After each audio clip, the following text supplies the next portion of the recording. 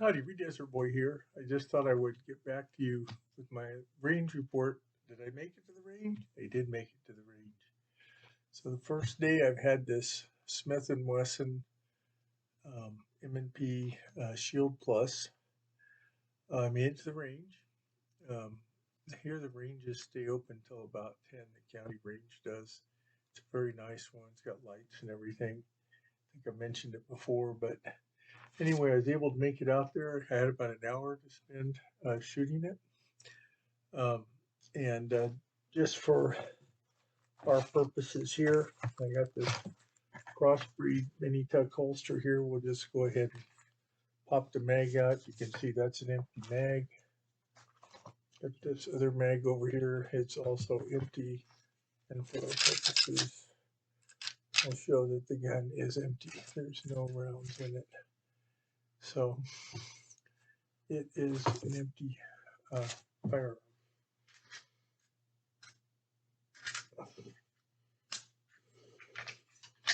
The mag back in there. Slide it back in its holster here. It's a nice looking holster setup. I have a very similar one for my P938, which I happen to have on right at the moment. And then this is also, I have one of these Gideon pocket carriers from Crossbreed, also for my 938 and or some of my other guns as well. This is one of them. I have it in both 45 and 9. But anyway, coming back to how did the Shield Plus do? Well, I can tell you, I was very pleased with it. You know, I rented one and I showed you a brief video before in a rental gun. That one happened to also have a safety. This one does not have the thumb safety. And I can tell you I shot 9mm 124 grain, what they call total metal coating.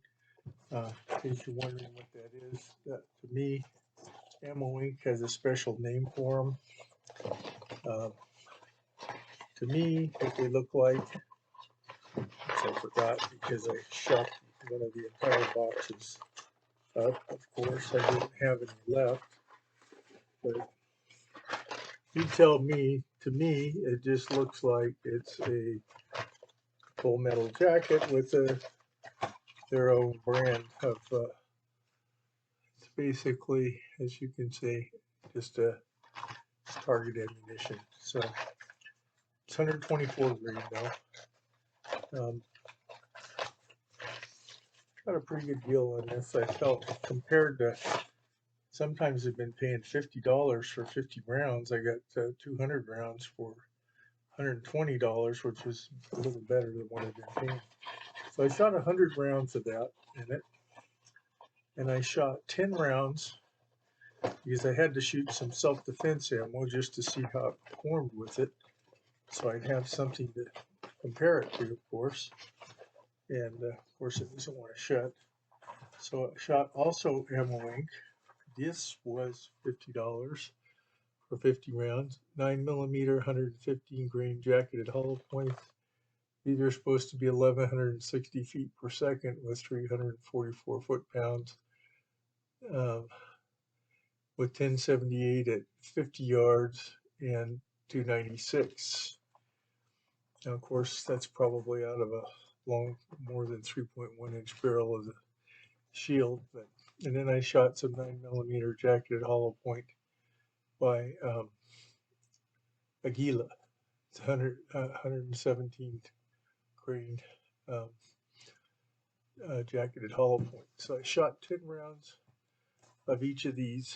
So essentially what I did, and I went out there, I just basically set up the targets. When I got there, I had the sticky targets. So I had like the Birchwood Casey ones. I just stuck 3 bullseyes up there and 3 of the square ones where it has 1 in the middle and 4 on the outside.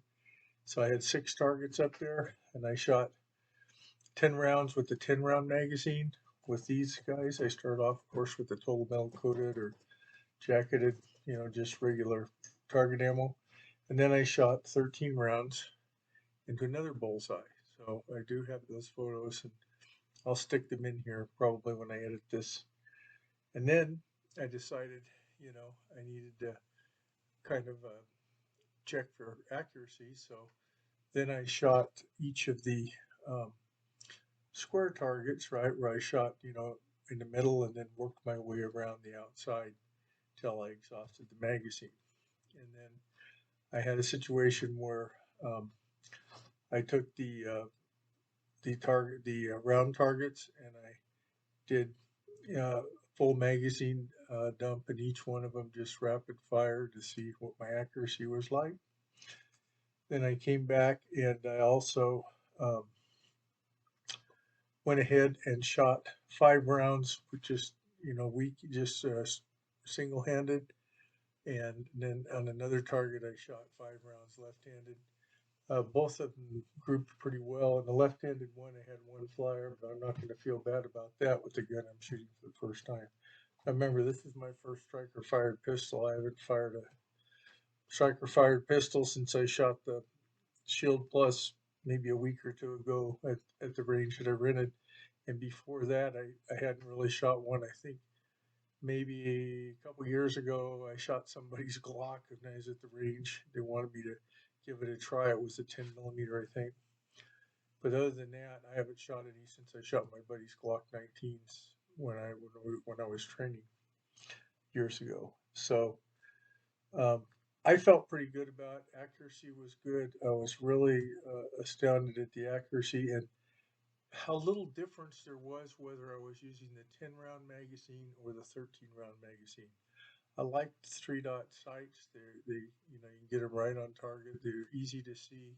I was a little concerned about that because I know the P365, which I probably will buy one of those eventually too, um, has the it has the night sights on it, and I thought, well, I would like to have that. And I probably will put night sights on this eventually, but I just I was surprised at how little difference that made with the recoil and everything, whether I had the flat base plate or I had the extended one.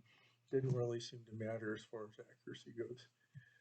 And then I also, I think I also shot 10 rounds of each of these, as I mentioned, doing the more the, shooting around the square and the center, just checking for accuracy with these. And they were pretty accurate. I think these 115 grains ammo inks were maybe a little bit more, maybe slightly more accurate than 117s, but they were both fine. So you'll see the photos, and you can draw your own conclusions. I'm already rambling on way too long in this video, and I just had a good time at the range. Went really well. Didn't get a chance to use the holster, but when I go to the indoor range next time, I will. I practiced one tactical reload with this reloading from the pocket with this here, and just tried to get a feel overall for how the weapon performed. But I think what really gets me is this gun to me. This is probably how a lot of people feel about clocks, I guess. Is could be potentially a weapon for most anybody if they have the strength to. The slide racking, I'm not going to say is that easy. It's not going to be like the easy or something like that.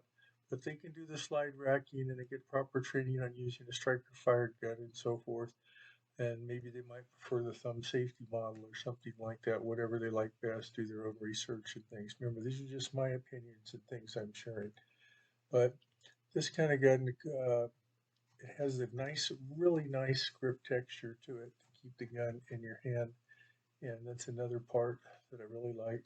So um, I think it's big enough where, you got 10 and 13 rounds. Probably could be used in a pinch for home defense because you do have a 13 round magazine. Um, and then you have the 10 round one to give you better concealment. But very pleased with this. Sorry to kind of ramble on, but it was I was glad I made it to the range and I'm looking forward to shooting this more. Um, it's not too often when you get a gun and you go and you shoot, and you're like, now why do I own all those other guns? I mean, that's kind of how I feel. I mean, that's just me speaking from how I feel about shooting this gun. I'm sure a lot of people have been shooting shields for years, felt that way, just like a lot of folks that have clocks or just a particular kind of SIG or, whatever your preference is. Taurus is making much better semi-autos. You might be like, why do I need any other guns? And that's a good question to ask. For most of us who just were kind of enthusiasts and hobbyists like me, that's why we have other ones. It's not because we're just love to stockpile them. It has more to do with, liking particular firearms and enjoying shooting them, trying them out. It's just part of the hobby for a lot of folks. For me, anyway. That's my speaking for myself. Anyway, as Reed Desert Boy always says, be safe out there, whatever you're doing. And if you like this video, please like, comment, and subscribe. Bye now.